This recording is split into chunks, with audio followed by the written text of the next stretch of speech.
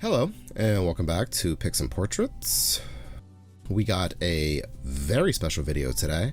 This week marks the 5th anniversary of Sleepcore, which I cannot believe. It's already been 5 years, half a decade. We are going to be talking about how the idea has evolved over the years, how I hope it will continue to evolve in the years ahead. But before we get into any of that, thank you. 5 years ago, I never imagined this would grow as it has and reach as many people as it has. These are your dreams, your memories, even if you just made them watching Sleepcore. Also, shout out to our patrons who fund the labor. This channel is not monetized. I make no money off these videos, but it's an amazing feeling knowing that people see value just in my ability to curate.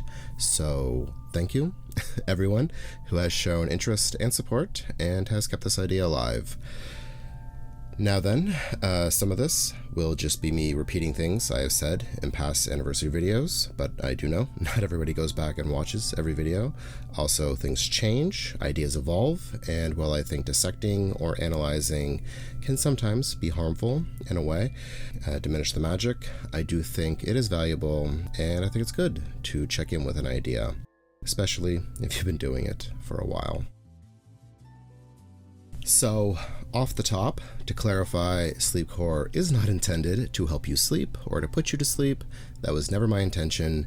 Sleep is not fun for me, it is not relaxing, and I know many of you that watch feel the same way. I have been told it does help some people with that, and I think that's great, but what I set out to make initially was a broadcast of dated media intended to complement a sleepless state. Or a hypnagogic state to basically replicate the experience of late night channel surfing, which sounds like a dated thing, but that idea or loneliness, form of loneliness, can be applied to browsing the internet.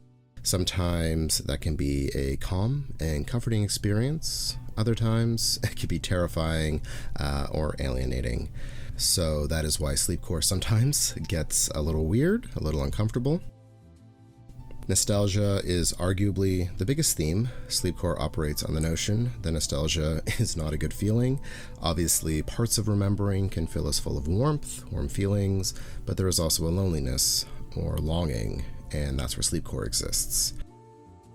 This idea is probably best expressed through retrofuturism, by far the most popular episodes, seeing what was thought to have been and living the reality definitely is a trip.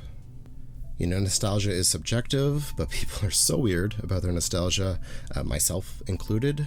Some of the more negative feedback I get generally revolves around what is nostalgia, when is nostalgia. I have said it before, but you can be nostalgic for anything, regardless of how much time has passed or when you discovered it. You didn't have to live in a time to even identify with its aesthetics or culture. There's even a word for that. Anemoia, nostalgia for something you never experienced. People get hung up on time as well. I've gotten comments that certain clips are too new or requests to make videos in a specific time frame only. Sleepcore is a projection from collected memories. Time, at least as we know it, doesn't exist here. There are some people that only care about the theme or content and get very upset when the rhythm changes or they realize this is not simply a compilation. I mean, obviously it is, but media is a lot more than just content. Content is viewed through aesthetics. One of the major ways we understand or process time is through aesthetics. You know something is of a certain time if it's on a specific format, what people are wearing, if it's in black and white. A lot of the criticism I get is about the quality of the clips used. I understand people can be more interested in the themes rather than the format, but personally, I love damage tape. You can use it to express a lot, especially drifting in and out of sleep, which is what I use it for a lot.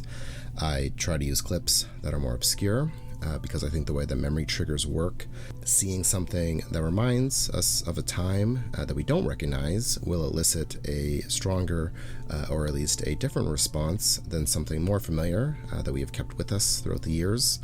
I rarely use entire clips. Links to every clip can be found in each video's description. Follow them. There are so many amazing media archives online.